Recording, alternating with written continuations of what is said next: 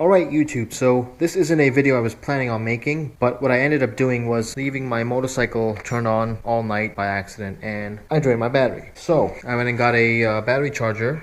It says Honda here, but don't worry about it. Battery's a battery, right? As long as it's a lead acid battery charger, it will work on the R3. So what's included in the kit is the charger. One of the sides from the charger goes to the wall and the other side connects to your two leads that come in the kit. These two leads. The first lead is if you have the battery outside of the motorcycle, you can just connect the plus and the minus, and the other side goes to here. The other option is this lead. This is a weatherproof seal here, weather resistant seal I should say, and that connects here, and the other side is these two leads that go on the battery, directly on the battery on the motorcycle. This can just hang out here somewhere. When you have this hanging off of the side of the motorcycle here, you don't have to take apart the motorcycle like this to get at the battery. You just connect it directly and it should be good. Okay, so to get the motorcycle to look like this, you have to start by removing the passenger seat. There's a little key here, take that off. Then there's a red piece here, like that one there. There's two screws here and here, 4mm Allen key, take that off. Then you get access to two bolts here and here. They're 8mm socket. Remove the driver's seat and this is what you see. So before we start making our connections to the battery, I'm gonna go ahead and disconnect the mandatory quick shifter just by removing the positive lead. I'll just take this wire and keep it here. I don't want it to interfere with our charging, so I'll do that now. Okay, so I have my quick shifter power disconnected there. I have my jump leads like this connected here to the charger. The charger is not connected to the wall. So now I'm gonna take the red side, connect it to the red, and the black side, connect it to the black, in that order.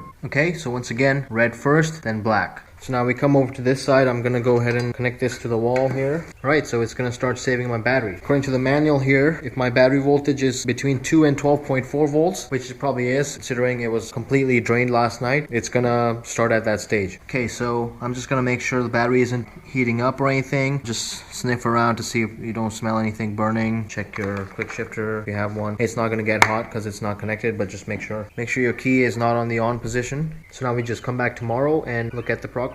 Okay, just an update. This isn't tomorrow yet, but the light from save has gone to charge. It's been about an hour and a half. The other improvement you see here is that the bike actually turns on. It wasn't doing this before. So if I try to turn it on right now, it'll make noises, so I won't, but there's definitely progress. Alright, here we are at day 2. I was kind of stupid and disconnected this before showing you guys what the lights were at. Originally the lights were at the power and maintain. So yeah, the battery is fully charged and it's good to go, even though it says the charge light, because it's just redoing the cycle. So let's give it a try. But since I have a quick shifter wire open, that means my ignition coils are not grounded right now. So what I did was connected my jumper back up here, which means I don't need to have that power connected. So before I do anything, I'm gonna have to disconnect this little guy here. Okay, then I'm just gonna remove these for safety, both of these. I'm just gonna put them hanging here. It doesn't really matter anymore. My quick shifter is not connected. Okay, so the moment of truth.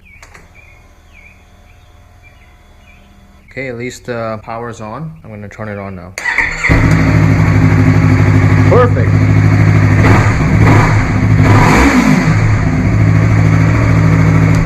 Okay, perfect. It works as intended. I was originally going to put these two leads in here and have the connector hanging by the side of my bike, but I realized that I'm gonna have to disconnect the quick shifter every time to do that. So I think I'm not gonna do that. I'm not gonna connect these here. I'll just leave it, and if I discharge again, I'm just gonna have to go through the pain of disconnecting everything, taking the bike apart and coming back here like that. But if you don't have a quick shifter or anything, any other accessory mounted on the battery, it's a good idea to just connect this on there right now. So now to put the bike back together, for me it's gonna be connecting this back to the positive terminal, putting the driver's seat on, two bolts here and here, putting the red plastic piece on, screws here and here, then the passenger seat just clicks on. So thank you for checking out my video on how to charge a discharge battery on a Yamaha R3.